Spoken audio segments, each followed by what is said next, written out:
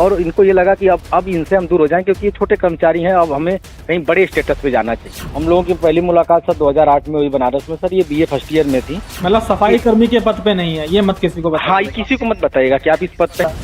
और सर एक Manish Dubey sir commandant, उन्हीं के साथ उनका अवैध संबंध है। मैंने सर उनको 22 फरवरी को रंगे हाथ अपने आवास पे पकड़ ली। ये बहुत गरीब परिवार से थे, इनके पिताजी सर बहुत गरीब परिवार से थे। लेकिन सर आज परिस्थिति ऐसा बन गई कि वही ससुर और वही पति राम मुरारी मौर्य दहेज उत्पीड़न का मामला सर झेल रहे हैं सर हम। कि ये पूरा विवाद क्या है, मतलब जो सोशल मीडिया पे आया है।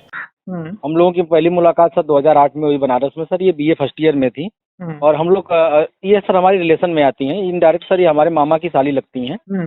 और सर तो हम लोग बातचीत करना शुरू किए सर, और उसके बाद बात धीमे धीमे बढ़ते गए और बात सर धीमे धीमे हमारा दोस्ती सर हुई और रिश्तेदारी से फिर हम लोगों का प्यार हो गया सर। तो सर 2009 में सर फिर हमने सर काफ़ी हम पढ़ाई कर रहे थे सर इलाहाबाद में रह के। वहीं पे तैयारी करते थे सर, सिविल सर्विसेज तैयारी करते थे सर इलाहाबाद रह के। तो सर फिर इन्होंने भी जाहिर रखा कि अगर हम भी आपके साथ जुड़ जाए तो हमें भी पढ़ना है। तो और काफ़ी सर ये तेज थी पढ़ने में, इनका मैंने देखा था अच्छे मार्क्स रहे हैं हाई स्कूल इंटर की ग्रेजुएशन में। तो इन्होंने हमसे कहा कि अगर हम लोग इलाहाबाद रह के पढ़ लें तो अच्छा है। तो हमने कहा ठीक है, आप रिलेशन में भी आती हैं, अगर किसी के माध्यम से हम लोगों की शादी हो जाए तो हम लोग आराम से रह लेंगे इलाहाबाद। सर मामा हमारे माध्यम बने और माध्यम की वजह से सर 2010 में शादी हुई। लेकिन उससे पहले सर मैंने 2008 का सर ग्राम पंचायत अधिकारी का कई इंटरव्यू दे चुका था सर। मैंने इनको सब बताता था, सारी बातें होती थी। लेकिन सर मैंने इसमें चतुश्रेणी का भी पंचायती राज विभाग में सर प्रतापगढ़ में मैंने भरा था सर, लेकिन मेरा इसमें हो गया सर। तो मैंने इनसे बताया तो उन्होंने कहा ठीक है आप ज्वाइन कर लीजिए, लेकिन आप किसी परिवार को मत बताइएगा कि आप इस पद पे नहीं, तो हम लोगों की शादी नहीं हो पाएगी। मतलब सफाई कर्मी के पद पे नहीं है, ये मत किसी को बताइएगा। हाँ, ये किसी को मत बताइएगा कि आप इस पद पे हैं, आप बल्कि ये बता दीजिएगा कि आपका ग्राम पंचायत अधिकारी में हो गया, क्योंकि मैंने उसी समय दोनों इंटरव्यू दिया था। अच्छा, आपने तो अपनी पत्नी को बता दिया था सच्चाई क्या है मतलब? जी जी, उसी समय 2009 में ये जान पूरी तरह से जी। तो उसको उस वक्त उसको ऐतराज क्यों नहीं था सर? उसको उस समय ऐतराज इसलिए था कि ये बहुत गरीब परिवार से थे, इनके पिताजी सर बहुत गरीब परिवार से थे। और आज भी सर स्थिति अब तो धीमे धीमे सही हो गई है जब से एसडीएम हो गई है।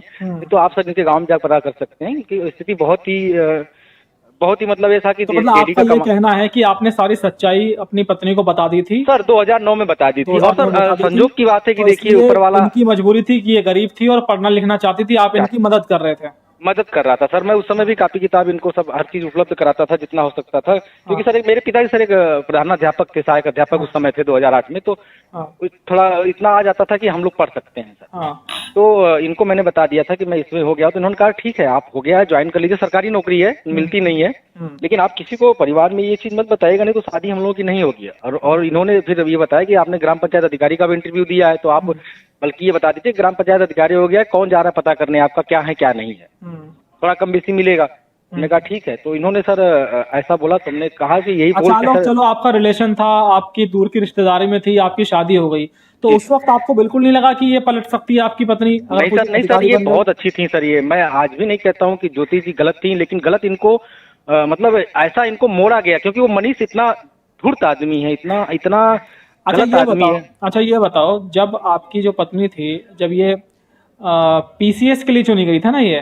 जी सर। तो जब चुनी गई तो उसके बाद क्या रिएक्शन था दोनों का? दोनों खुश थे क्या अपनी पत्नी के अधिकारी बनने पर? हमारे फैमिली सर बहुत खुश थी।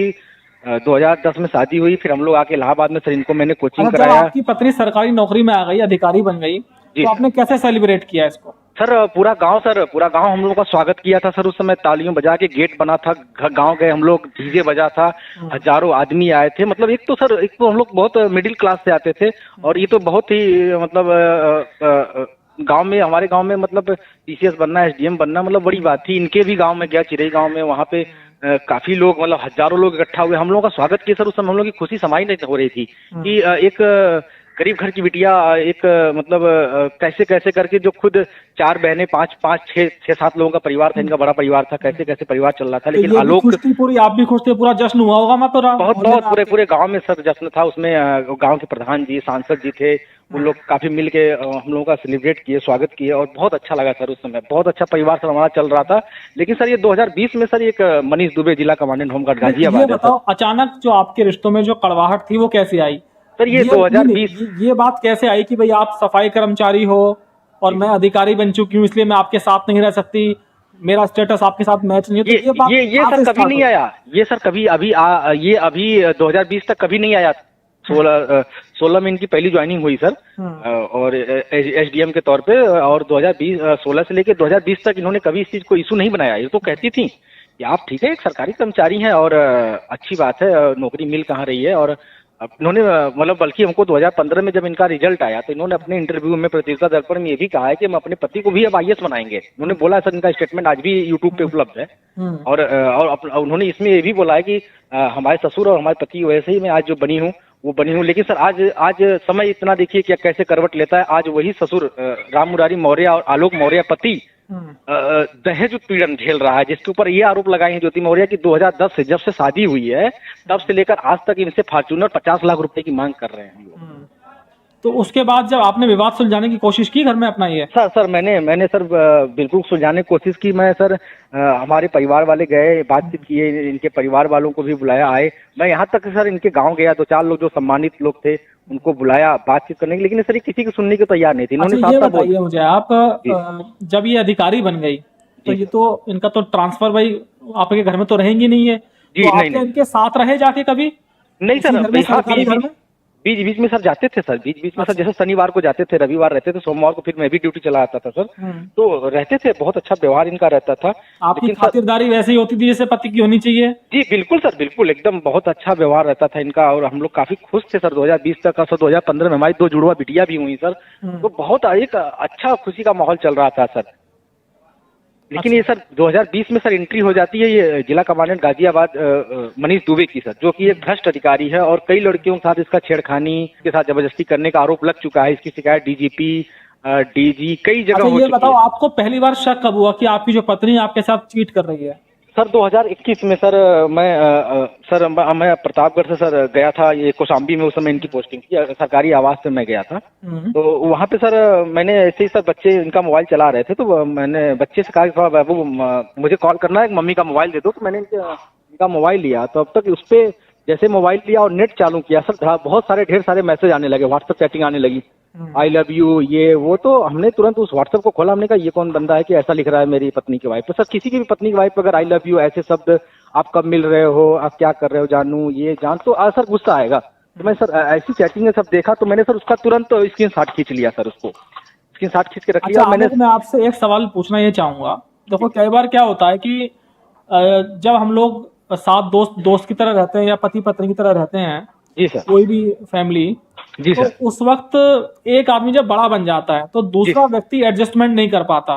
जैसे वो अधिकारी बन गई तो हो सकता है कि आपकी भी डिमांड ज्यादा बढ़ गई हो कि भाई आप अधिकारी बन गई, आपके अंदर एटीट्यूड आ गया कि आप उसके साथ मैच ना कर पा रही हूँ चीजें, इस वजह से वो आपसे अलग हुई। क्या आपकी कोई गलती रही इसमें? कोई नहीं सर, ऐसा हमारा कहीं गलती नहीं रहा है सर। मैं पूरे अपने परिवार को जैसे एक अच्छे बाप की तरह रहा हूँ सर, एक परिवार जैसे देखा जाता रहा। लेकिन सर मेरी एक गलती कह लीजिए, चाहे मेरा सर जो भी कह लीजिए, मैंने एक अपनी जिंदगी में गलती किया जिससे मुझे एहसान है कि मैंने अपने पूरे ससुराल वालों को अपने पास रख लिया। इनकी कंडीशन अच्छी नहीं थी, इनके पास घर नहीं था, तो सर मैंने अपने घर इनकी मम्मी भाई बहन सबको बुला के रख लिया और पढ़ाने लगा।